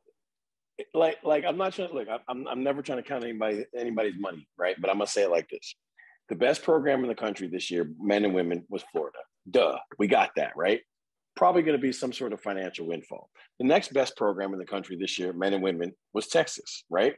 Probably going to be some sort of financial windfall. The third best team in the country, men and women, was Tennessee, and she got fired. Yeah. They weren't the best. They weren't the third best team, men and women. Just the third best team on the men. Men. The women, whatever. Not so much. So Governor, actually. But they were still third on both sides. I think they're third on both sides, on the men's side. Not on the men's side yet. And both meet you. We should say not both sides yet.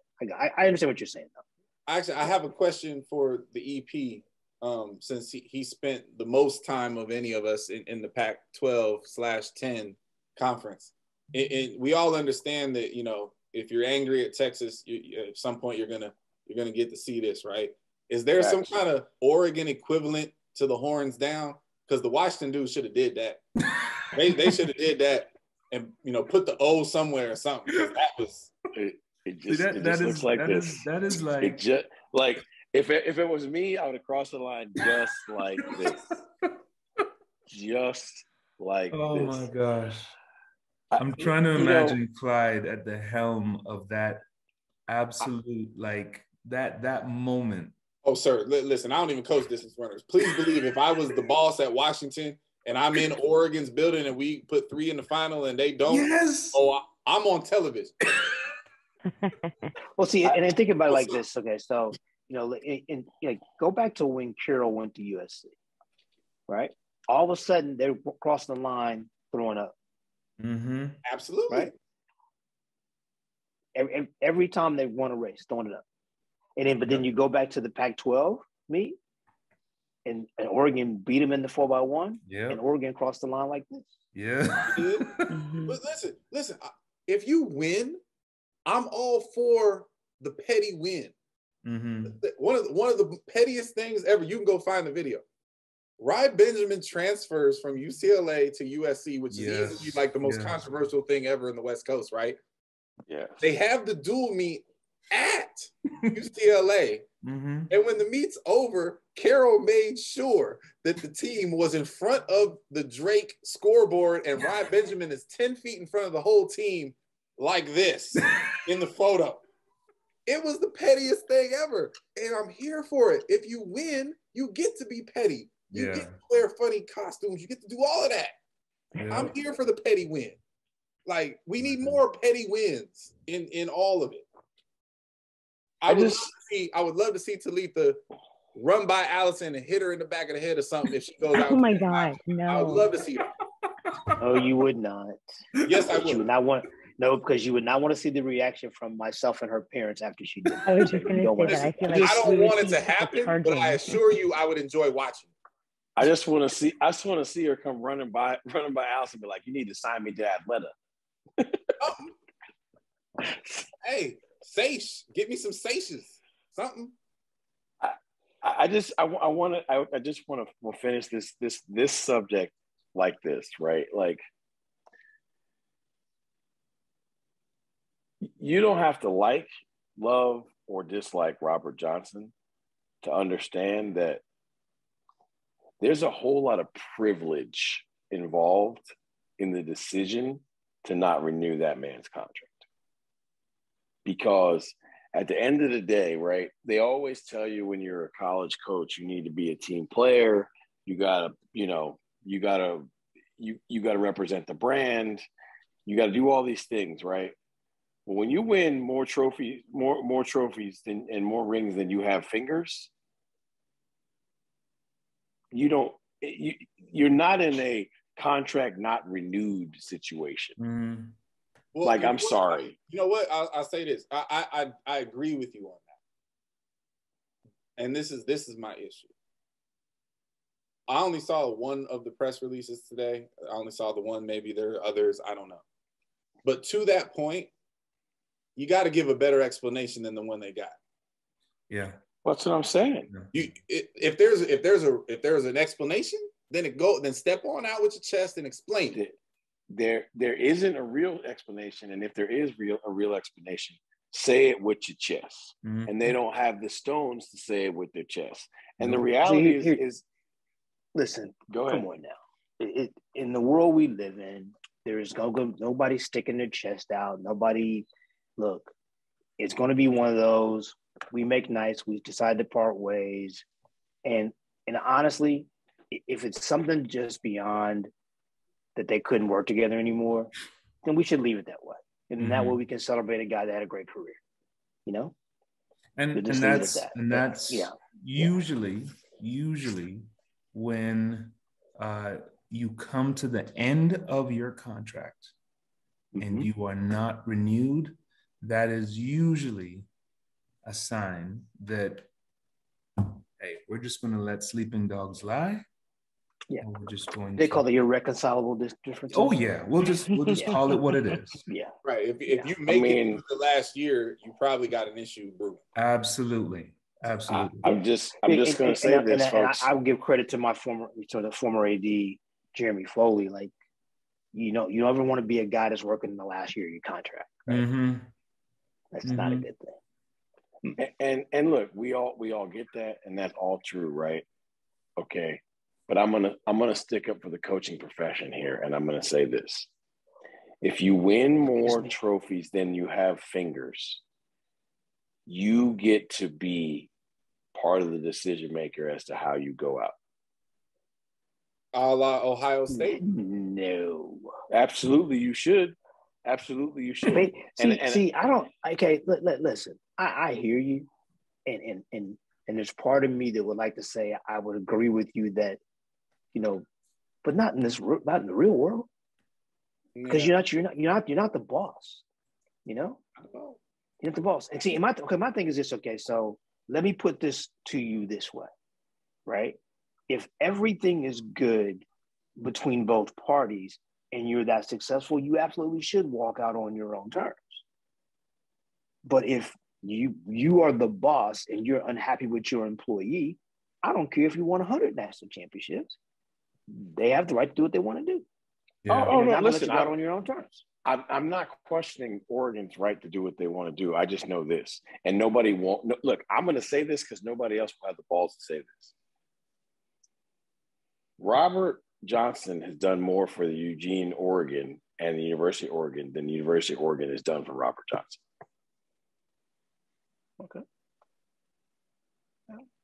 Okay. And at the end of the day, like, I mean, his resume is such that at this point, like he's really hard to hire. You know what I mean? Like, there's a lot of schools that are like, we can't afford this guy. And what's brutal about it is the Oregon brass are probably saying it doesn't matter who we put in that chair. We have a cathedral. We have everything. We have everything to win. So whoever we bring in, that's going to be the expectation. Let's go. You know, but that's it's very interesting to see how that whole thing shakes out. Oh, it's one thing to say that like what you just said, right? If I give you all these things, you should win. That's what, look, there's some truth to that, but that's not what they're saying. What they're saying is you should win the way we want it to look. Well, because he has won. Yes. But hold on a second. See, you're being unfair because nobody knows what's going. You are, because you don't know what's going on. Nobody has come out publicly and said we don't like the way he was winning. We don't know what happened here. You know, something just run their course. So let's be fair and not put words in people's mouths. I mean, we don't know what happened. You know, because they seem to be very happy with him 2 years ago when they were winning that way. Hence why I said explain it. Right. Yeah, You're never going to get an explanation. No, I know we're not. I know we're not going to get it. But it's not like our sport is the only sport that does this, right? When both sides come out and do the kumbaya and we're gonna move on, I'm just like, just don't even say anything because you're insulting my intelligence and I'm not here for it. Tell me the story or shut up. I just want to hear the story. You know? But that's me. Oof. Well, we have, moving on, we have quite a few questions from the audience that have been posted to our comment section on YouTube. I'm going to choose one. No, give us at least 2 or 3, Chew. Come on now. Oh, no, you want me to stick with one because the other ones are very intricate and you're going to want some time to think about it. So this one's a good one, though, because it ties into what we've been just talking about the last hour or so. Depending on age, level of competition in their events, injury record, and any other factors you can think of, which athletes, male and female, are the most likely to win 5 consecutive golds from 21 to 25? 2021 to 2025. That was it, Megan. Okay, so first of all, look, I love the question, but whoever asked the question has to understand how jaded the question is. Mm-hmm. That means we're only picking from the pool that won in 21. So, like, listen, I think Grant has a chance to win the next 4, but he didn't win the first one. Mm-hmm. Mm-hmm. But so that's the flaw. That's the flaw in the question. Okay, so basically only pick from the 2021 champs. Okay, so basically we're saying Sid has a chance, right? Mm-hmm. Yes. Warholm has a chance. I'm not sure that Elaine's body will hold up that long. Right? I'm going to give you the one that's going to win them all. Mondo Duplantis. I mean, that's. I think Mondo Duplantis has the best. I would say he's the. Yeah, I mean, he's also, but he's also in the most volatile event as well. So, I mean, it would be volatile if it wasn't him. No. It's still the pole. Come on. So wait, let me make sure I understand. Of the people that won in Tokyo, yes, who is most likely to sweep through? Who's going to win out? Through the 5. 24. That's 21, 22, 23, 24, 25. Listen, I don't have a problem with the Mondo argument. That's a great answer. It might be the best answer, but my answer is very, very simple. If she gives a damn to, it's Sydney. Because who's going to beat her? Yeah. I think she's the. I think those are the 2 best answers. So hold on a second. See, pettiest day ever. Like you say that like Delilah doesn't exist. No, I'm gonna say it like I said it the first time. Delilah was the GOAT. Hold on a second. respect Okay, to Delilah. I hear you, but like, do you say it like Delilah has absolutely no chance? Listen, Like you said, as if she's racing me instead of Delilah. Come on. she may as well be. No, stop that. Don't disrespect Delilah. like that. Listen, Sydney. The only thing stopping Sydney from losing a global championship in the women's 400 hurdles is her falling over a hurdle. She will not be beaten by Delilah, by Femke, or anybody else coming up the pipe. It's not happening. That's fair. Race is totally different and untouchable compared to how the others are running the race. The statistics say, unfortunately, that Clyde is right, because like nobody had run under 52 seconds, like what, 24 months ago or 21 months ago. And she's run under 52 seconds 3 times since then. 3 times. Yeah. Bro, Sid's gonna run 50 points. Y'all know that, right? I mean, we all predicted that last year. So yes, right. We all know that. Like, so I'm not being disrespectful to Delilah. She had her time. She wore the crown. How many people can legitimately say they wore the crown in an event in our sport? She wore it. She owned it. It's dead now. It's wrapped. Next question, Big League. The biggest reason that I said Mondo is just like all of the pretenders to Mondo's throne, A, are 30 centimeters behind him, and B, are older than him. Right. They're all going to say they're older. They're all older. That's right. Like, that's the problem with Delilah as well. Delilah is older than Sid. A lot of them. Significantly. Yeah. Exactly. Yeah.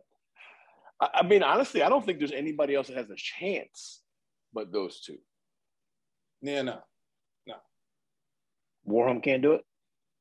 No chance. No, because listen, unlike the Delilah and Sid issue, the more talented one is actually the number 2 in that example. Rye is still more talented. Rye is still faster. Rye and younger. Can figure it out and take it from him. Rye is still younger than him too. Aren't they about the same age? Like 1 year difference? Okay, younger is still younger, right? Okay, well, 1 year. Whatever. Yeah, I don't know their ages. I can tell you. I don't remember. Is Rye 24 maybe? I feel like him and Grant seem to be in the same area code. Yeah, I feel like they're 24 and 25 or 24 and 26, something like that. You know who it won't be?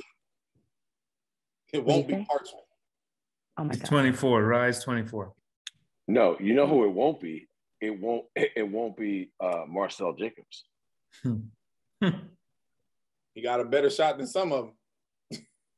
I mean, first of all, so I'm gonna tell you right now, Fred Curdy is a real live problem. Yeah, just telling you. Yeah, like a real live. Because here's the problem with Fred. See, I've talked to Fred a lot. He's at A&M. Had to deal with that dude. Fred's not afraid. Yeah, of anyone. Fred, exactly. And so the problem you have with Fred is the worst thing for them last year was Jacobs beating Fred, because Fred has been training and racing pissed off ever since then. Right? Like the dude literally does not care. So yeah, no.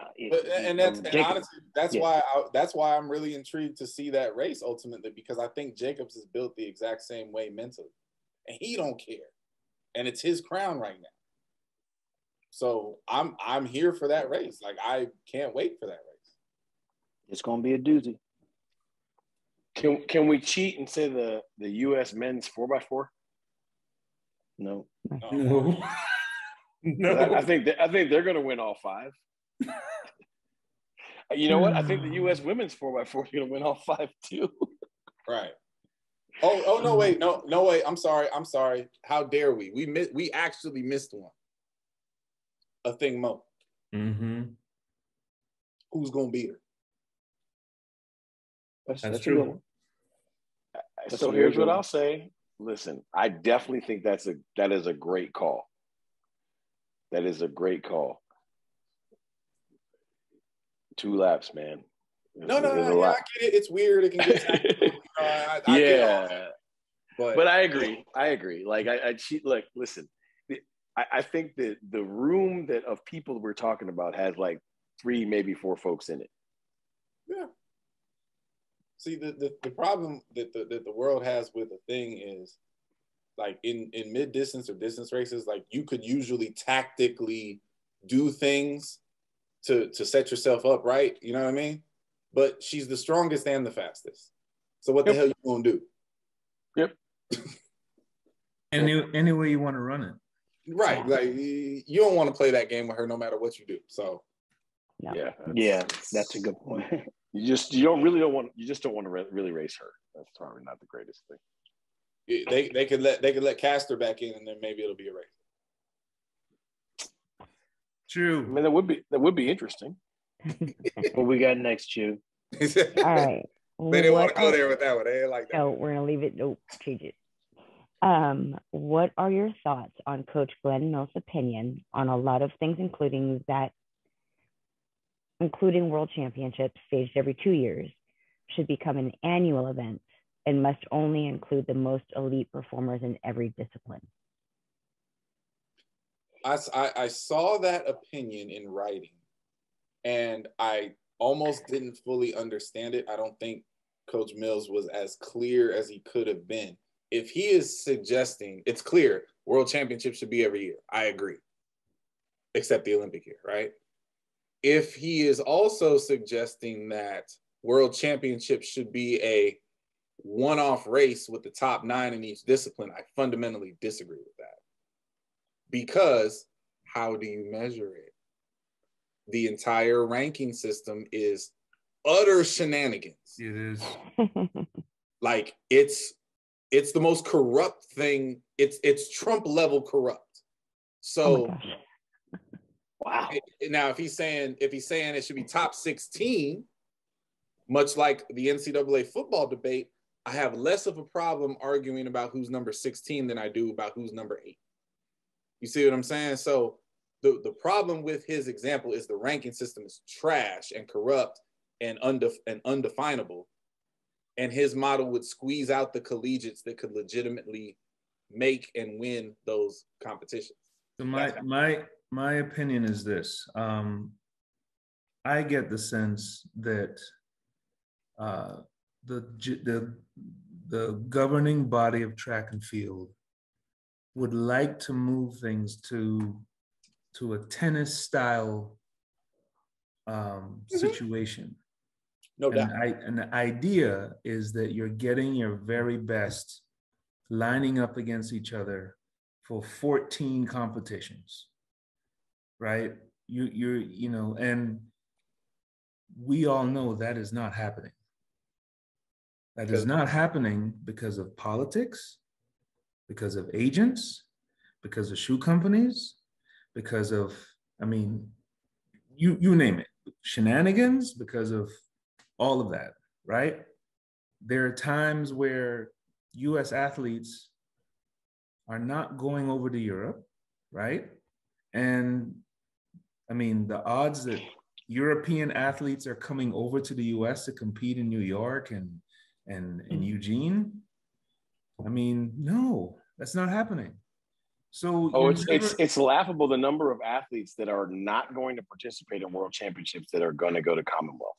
Yeah, because it's like that's a large number, folks. So all that being said, to do a point system where there's complete inconsistency with athletes on a week-to-week basis that are competing against each other, right?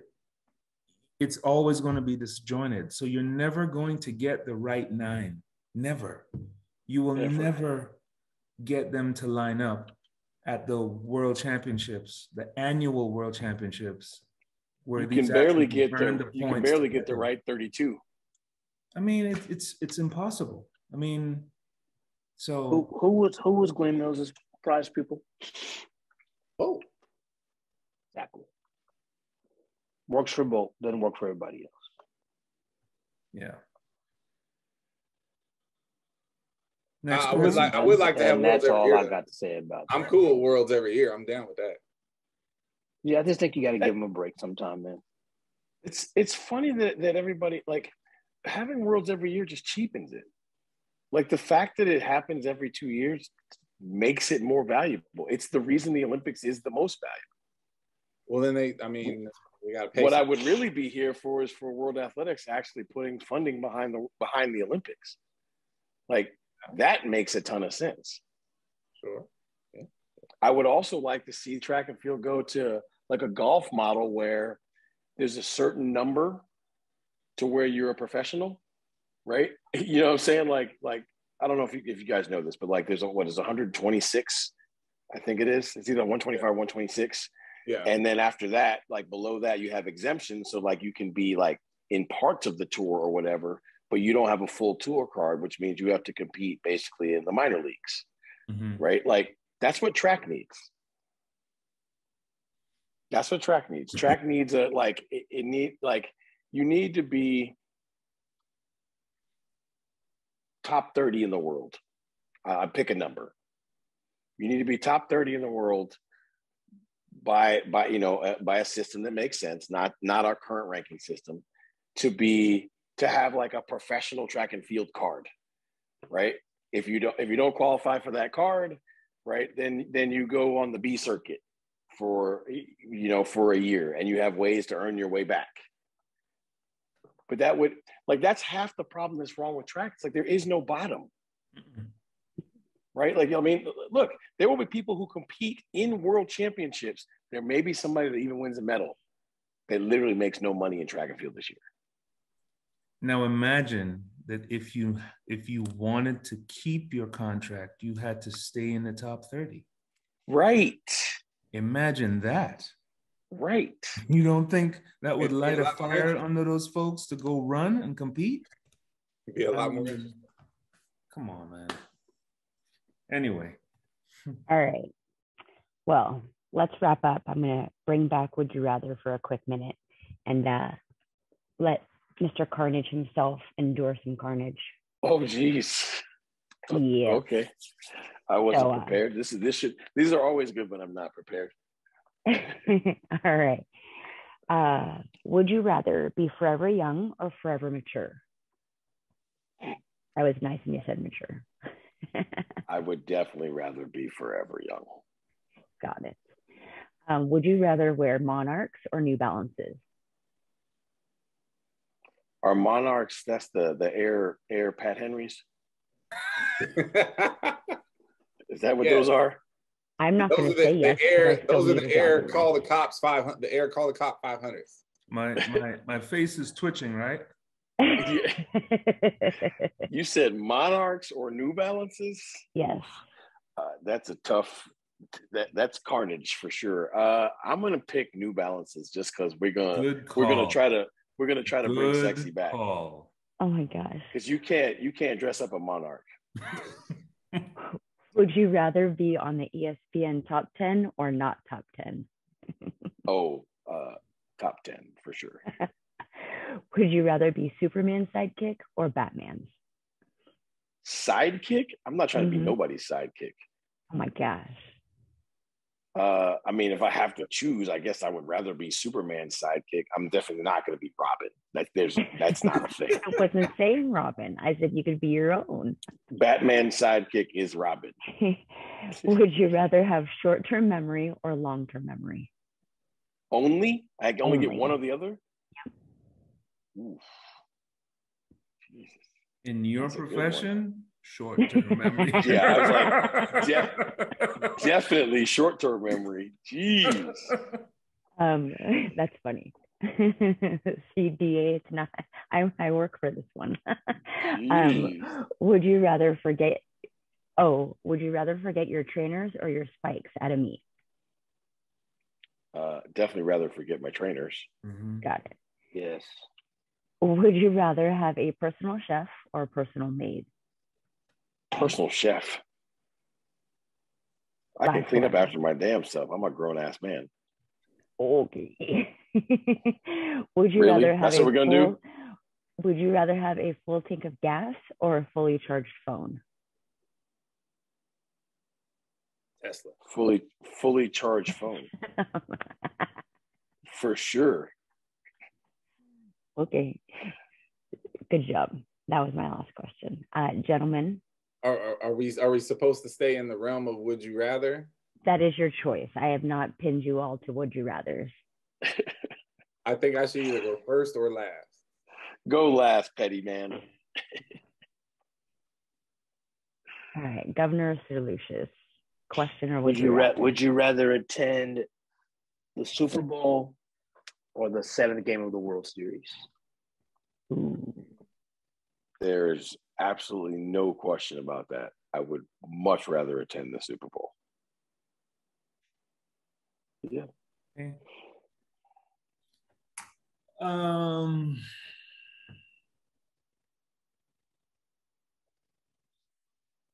Okay.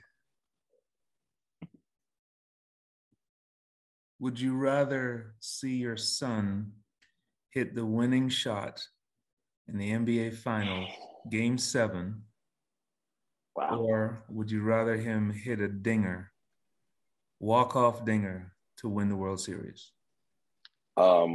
Without question, walk-off dinger in the World Series, and I'm going to lose my mind. There will be viral video of me running around the stadium with my finger in the air. Now you see that the governor, being the man that he is, took all the petty wind out of my sails. I should have went first. He went all wholesome with the sun. I can't even go where I wanted to go now. See, I should have went. You gotta first. understand now. Mr. Carnage, Chaos and Mayhem loves basketball, so it wasn't absolutely. It wasn't something that it was uneducated. I knew where I was going with that. Yeah, no, I love the question. It was great. We should have closed with that. I can't go where I was going now. See, if he'd asked me, I would definitely. I'm making that jumper. Yeah, that's what. As a matter of fact, that jumper is probably a dunk on someone. Oh my gosh! All right, what you got? Gotta come up with something else.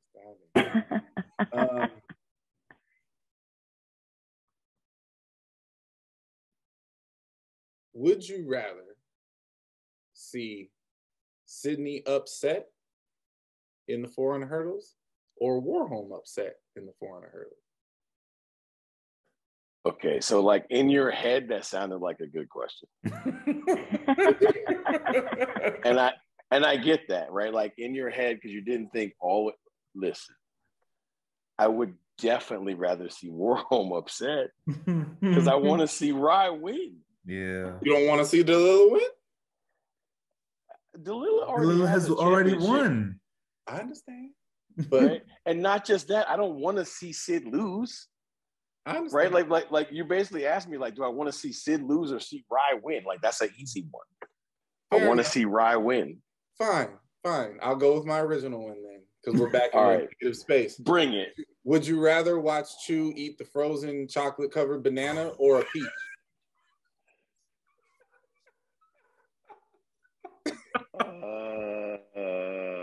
Holy shiitake. I mean, and I'm out. What is going on here? What is going on? Probably the chocolate banana. Holy shiitake. Oh gosh. Oh my gosh. On that note. Did that just really happen? That really happened. And I was forced to answer it just for the record. You're welcome, America. Oh my gosh. Our followers just went up. We just got new subscribers. Oh my God. I hope so.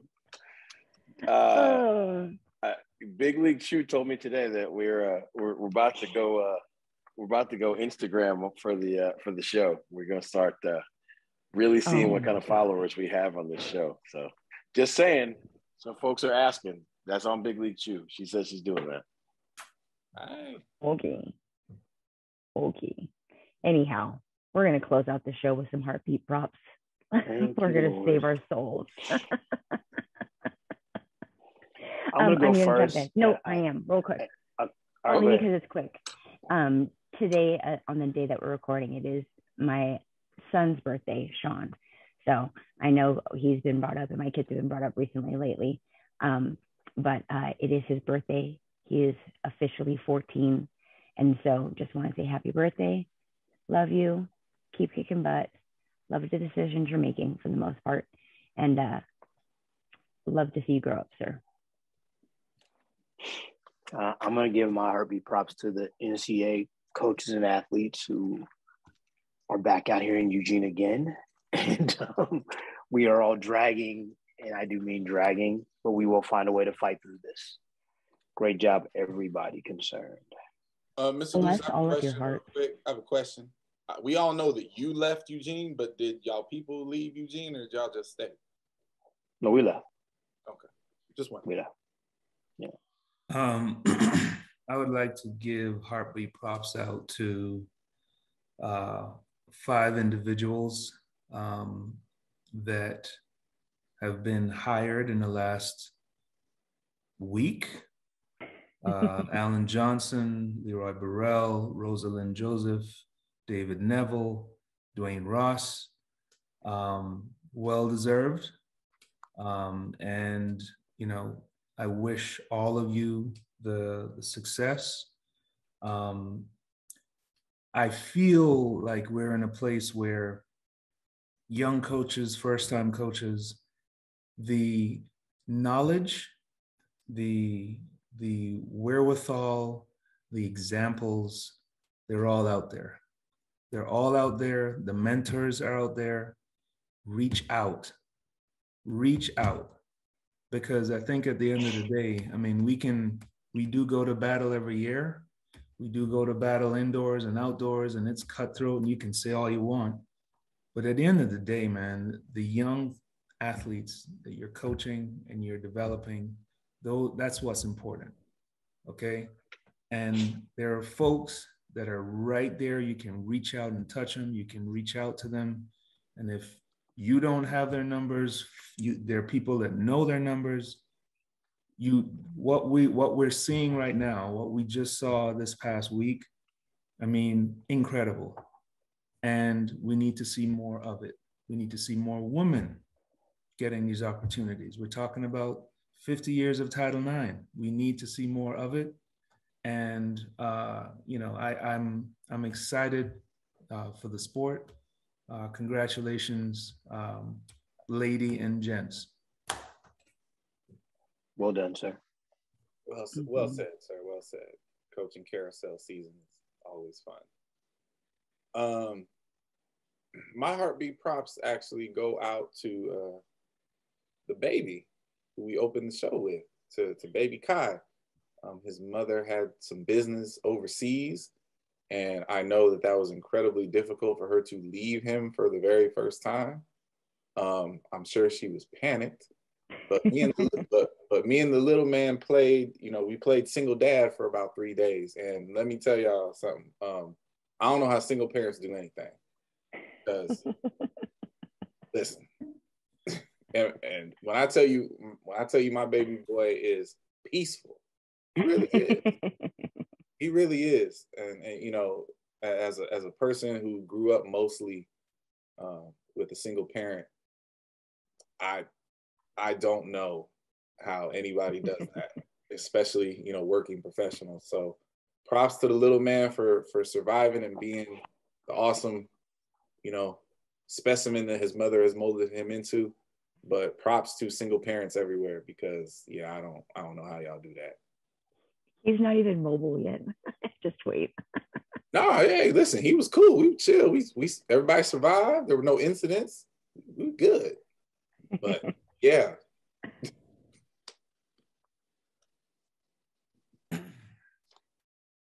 Carnage. Yeah. My heartbeat props go out to the families of us track and field and baseball coaching people.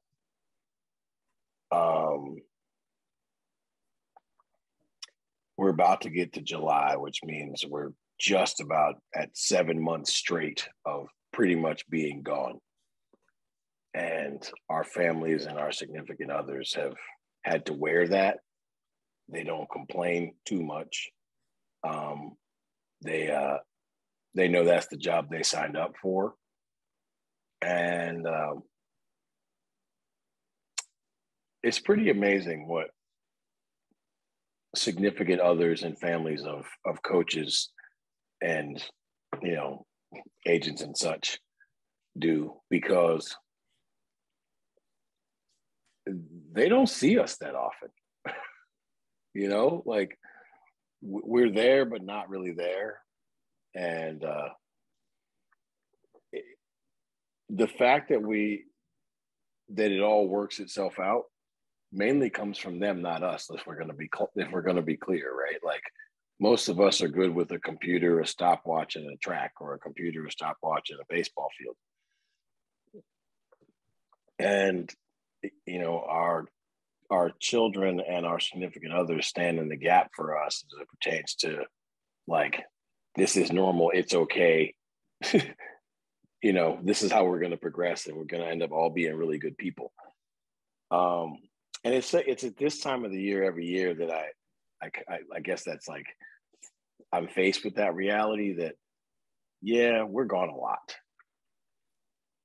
And because I've been joking about the truth, which is I literally don't even know what state I'm in half the time, or, you know, or what day it is, because that's true, right? Like today's Thursday. So I started today in Fort Myers at 4:30 in the morning and finished today in Fort Worth. But we leave people in our wake who have to kind of make do with the amount of us that they get. And I just thought it would be cool to actually like give those people props for allowing us to go do what we do for them. Let's be clear. I mean, you know, part of it is for them, but it's being a track and field or baseball significant other, or a track and field or baseball family member, is not for the faint at heart, right? And there's a lot of stuff that's a long contract. You got to read it all. and some of the small print is like, wait, what? What do you mean we could move every year for 6 years in a row? Because that happened, you know, that kind of thing. So, you know, I just want to shoot props to those who support, you know, the mission and the dream that we all have. And let's just keep it going. Look, we're in a good spot. I think the world is moving, for us anyway, is moving in the right direction. And it's our families and significant others that honestly allow for that to happen. Because truth be told, like, there's a lot of gap standing that goes on behind the scenes, even of this show. So that's my heartbeat props for the night. Cool. Well, wrapping up the show, Sir Lucious, good luck, stamina, perseverance at the championship this weekend. I'm on it. Love it. Love it. So everyone have a great weekend. Be safe, and we will talk to you next week. Bye, everyone. Bye. When the lights come on, the road just get to running. When the mics come on, opponents smash the plumbing. Heard you like it warm, hot, knife the butter. Truth hit them hard, knock them off that rebuttal. Tsunami, tidal wave to your puddle. Tough love, punch you in the arms, little brothers. Athletics, LLC, there's no others. Track and field's pacing, we'll peel to go further. Hey, Wile E. Coyote, it's road runners. Feels like you know us, you've been with us the whole summer. If not for this quarantine, these four corners wouldn't be here, but we here, so start learning. You gotta earn your stripes, gotta get your scars. Show you how to fight, but show us who you are. You lack experience, but still you wanna talk. And who is actually talking to? Your circle's kinda small. Heads prevail when the backbone's strong. Gotta keep it coming, no, it won't last long. Pass and fail, then sell the sad song. And if you don't check yourself, then that's wrong. Just trying to give you the real that you asked for. So why you keep cutting us off to ask more? We put it in slow-mo, but you fast forward. Athletics, LLC, the task force.